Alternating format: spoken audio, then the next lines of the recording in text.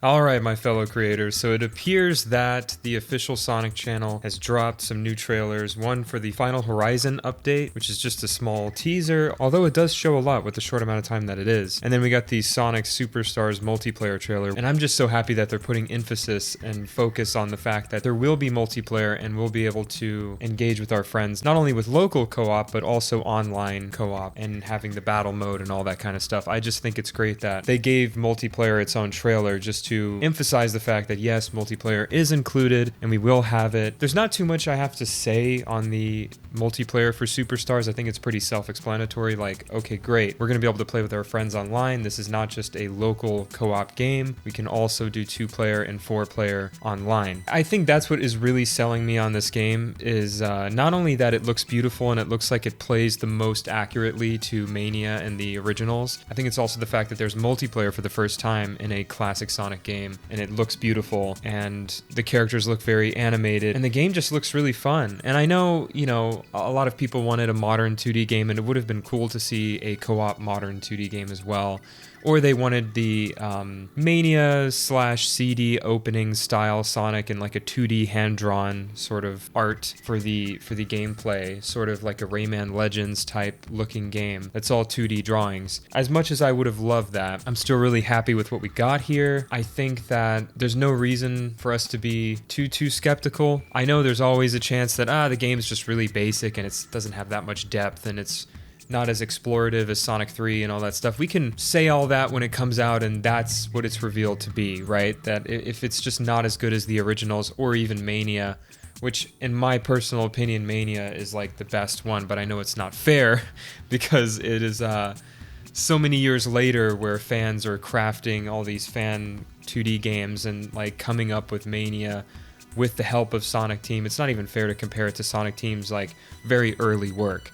But I just love Mania, and this really looks like it controls like Mania, and it feels like Mania. It has music like Mania because of T. Lopes coming in and working with Jun Sonoy, which are like my two favorite music producers for Sonic, so I have no worries about the game in general. It looks great. And before we move on to the Frontiers trailer, I did want to mention that the customization is sort of back that we saw in Forces with custom characters, but this time it's with custom badniks or custom metal characters, which is basically like Metal Sonic, Metal Knuckles. I guess Metal Tails might be a thing now, I don't know. Because usually it's Tails doll that they use instead of Metal Tails. I don't think we've ever seen a Metal Tails, maybe in the Archie comics, but it's pretty much confirmed that like those hand parts are from Metal Knuckles, those claws that Metal Knuckles has. And Metal Knuckles is one of my favorite designs of the metal characters. I think it's just the coolest change that they've made from a character to their metal counterpart. I really like the way Metal Knuckles looks. So the fact that you can switch up the parts and sort of make your own metal character that's just any sort of aspect of any character like Amy or Tails or Sonic, Knuckles, you can merge those all into one thing, and I think that's pretty cool. I think they got the feedback that we do like customization whenever Forces came out. Like, that is the one part of that game that we did like, and so for them to bring it back, albeit in a smaller way, I appreciate that. I was not expecting that in a classic Sonic game, so cool. As for the Frontiers Final Horizon update teaser, it seems like they're giving Sonic a new level, not necessarily like a new transformation, but a new level of Super Sonic's transformation, which is that he gets that like sage cyberspace like red pixelated, almost Phantom Ruby looking like powers around him, and they sort of like go into him, and then he bursts out with like even more supersonic energy, and then his eyes turn blue instead of red. And we know that Sonic's eyes turn blue ever since the movies came out, but like they started doing that in Frontiers with like this electricity effect, and Sonic's fully charged and he can go even faster and for a longer amount of time with more stamina. And now we get to see something like that in his super form where his eyes turn blue and he's super, which would mean this is definitely a more enhanced and powerful Super Sonic, which I have no idea where they're going to go with that and how spectacular that final boss is going to be in terms of animation and the abilities, maybe new abilities that Super Sonic has because of this enhancement. But I'd like to just clarify though that I see this as pretty much only an enhancement. I don't really see this as being a new transformation that is not called Super Sonic, because it's still Sonic. He's that golden yellow, his quills go up, it's still supersonic, but I don't know what they're going to call it, like Supersonic Enhanced, Supersonic Fully Charged, Overclocked. I don't know. I mean, you can come up with your own name. The names write themselves, really. But it definitely seems to be stemmed from Sage, because we know that Sage's powers are red and blue. But I find it weird that, like, if he is given Sage's energy, like maybe Sage is the one who's enhancing Supersonic, and then that's why his eyes turn blue, is because, like, she's on the good side now, so her color would be blue, but she's red in the trailer, so I'm kind of confused. I don't know if it's just based on her current emotion, if she feels like in danger, so she turns red, but I'm pretty sure it's like when she's evil, she's red, and when she's on the good, like, hero side, she's blue. So I don't know. I don't know what we're seeing here.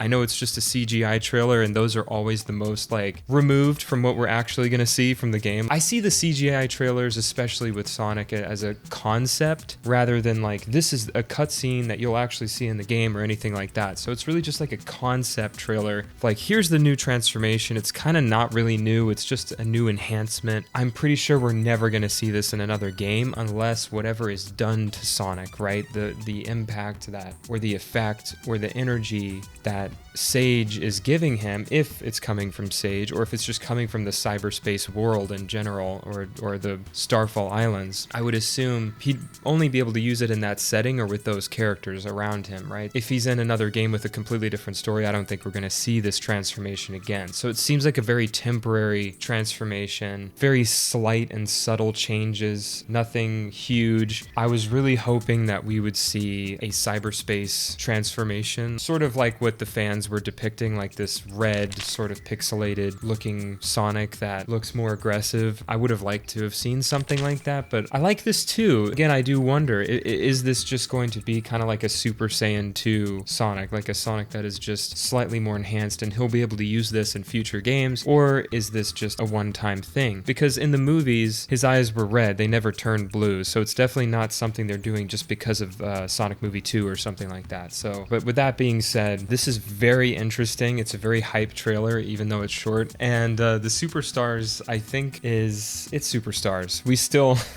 There's so many people that are for and against it. I'm just feeling super optimistic about it and very excited about it, and I feel like at the end of the day, we're gonna get a really good product. It may not be the new Sonic 1, you know, that just, it's a new classic game that blows all the other ones away and this is the best thing. You know, I'm not sure, but I think it's just going to be a fun game to play with friends, and it's going to bring people together. And I'm also not sick and tired of classic Sonic like a lot of people have been saying. I think that he has his place, and the classic characters people forget. They still haven't brought Team Hooligan over to the modern world. We haven't seen a modern rendition of those characters. So those characters are still trapped in the classic realm in the official sense. And so that's our only opportunity to get to see characters like Fang the Sniper and Bark the Polar Bear. I think they changed his name from Fang the Sniper to Fang the Hunter, which, I mean, he is a bounty hunter, so it makes sense, right? But like, it's just an interesting, like, I guess sniper is not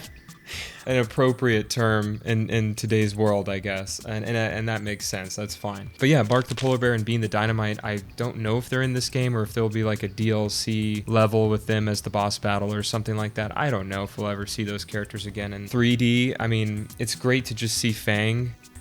Classic Sonic fan. I mean, just wanting something more than what you have, even though they just gave you something that you haven't seen in a long time. I'm already like, can we have Bark and Bean in 3D as well? It's classic. Of course, I feel that way. I have nothing against the classic series. It has its own touch, its own unique feel, its own unique characters that we don't get to see in the modern world. And for that, I think that gives it its place. And for the people who are tired of it, it's like, we just got Frontiers. There's no classic in that. We're already out of that era of like constantly throwing modern and classic together. And I know I hate Forces just as much as the next guy, but like, it was one game, you know, along with Generations. And people like to mention Sonic 4. Sonic 4 was all the way back when I was in middle school. Okay, I'm beyond high school now, you know, I'm an adult, so for me, it's like, that was so long ago. It's water under the bridge. I don't go back and play those games and ruminate on how much I just hate them. I don't do that. To me, it's like, this is the right direction.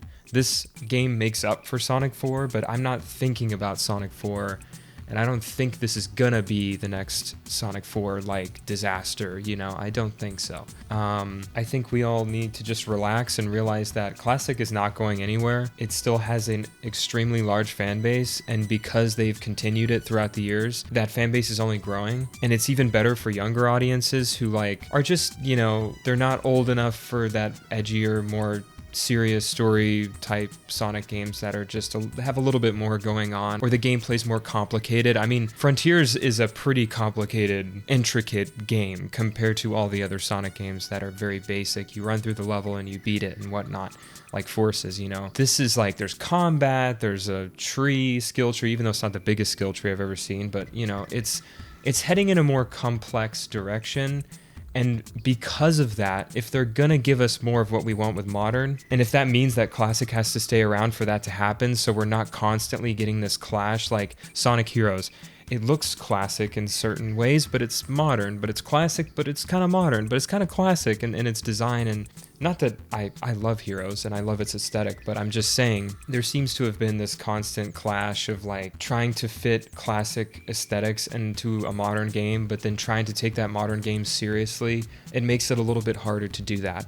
And I think to tell better, more serious stories that are more entertaining older audiences, then we have to just keep Classic around so that we can have games for younger audiences, or just if you want a Sonic experience that is more classic. Like, I still grew up with those games. I have said before in a previous video that my first video game ever was Sonic Mega Collection for the Nintendo GameCube. And that experience, and Jim's Collection as well, but that experience was so profound and made me fall in love, and I'll never forget that. It's like Adventure 1 and 2 came later, you know what I mean? It came much later in my early years. And that only reinvigorated my love for it, but also showed me, oh, this can be something else entirely. You know, there's so many different things you can do with this character. And I do prefer the modern design. I do prefer modern in general.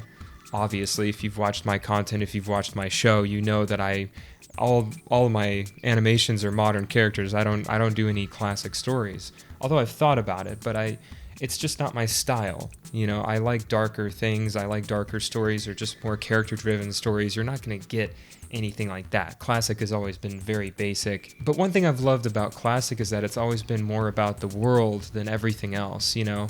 When you look at CD, it's like, what makes that so narratively enjoyable is like, well, the narrative is kind of simple. I mean, 1 and 2 are even more simple, but CD especially, it's the world, it's the exploration. The world is more of the drive instead of the character, right? But in today's realm, especially in gaming, it's more about character-driven things. It's more about story. And so you can't really do that with Classic, but you can with Modern. And there is a justification for both of them being around. And so I don't know, I've seen this debate, and I've seen a lot of videos about should one thing die, should the other thing die? And my stance on it is that no, that's absolutely ridiculous. You forget what started this whole train. It was Classic. It's not going anywhere. Now, maybe in the far future, yeah, sure, maybe things fizzle out with it, but no one will ever forget about it. There's always going to be fans that enjoy that more than Modern, and you're never going to change that. I think we need to just quit having this constant battle and war of like, what's better? Because when I see these two trailers pop up in my feed, the first thing I think is not, oh, this is great, and oh man, that again. I don't think that. I see both, and I'm like, what a time I live in where both of these things can succeed, and people can be excited for both and be fans of both, or not. Or they're like, oh man, Superstars is more my thing, but you know, Frontiers is cool and all, but this is just more my thing. That's awesome. You know, I think we live in a time where we're just not accepting of other people's feelings and opinions, and it's gotta stop. You know, this is just how I feel this so deeply. You have to be able to just respect other people's opinions and say, hey, that's where you're at, that's your favorite game, that's your favorite type of Sonic, that's your favorite type of show, this is what you like to watch, this is what you like to enjoy, that's fine, here's what I like, that's cool. That should be the end of it. This constant debate of like, well, let's figure out by fact and by data what's better than what. It's a pointless, frivolous game you're playing that's only spreading toxicity and negativity, and that's just, it's not going to help anything. I would say if you feel really that sick and tired of it, I get it. I understand that, but don't try to infect the minds of others, of people who enjoy something, because you don't enjoy that, or because you don't get it, or because you think so and so. It's like, well, it is the way it is. You know, you can feel the way you feel, but you got to respect other people's opinions. And so I'm just saying, we live in a hell of a time, and we're getting blasted. We're getting flanked with just all this different type of content and all these different forms of Sonic. And the movie Sonic is also another separate form of it now, and another way to enjoy the character. And so it's like, what are we even complaining about at this point? It's great. It's an amazing time to be a Sonic fan right now. So that's all I have to say in this video. If you enjoyed what you watched, be sure to like, subscribe to become a creator, and join Sonic Creations, a channel of many different, well, creations. I'll see you guys in the next video. That was a strange outro. Peace out.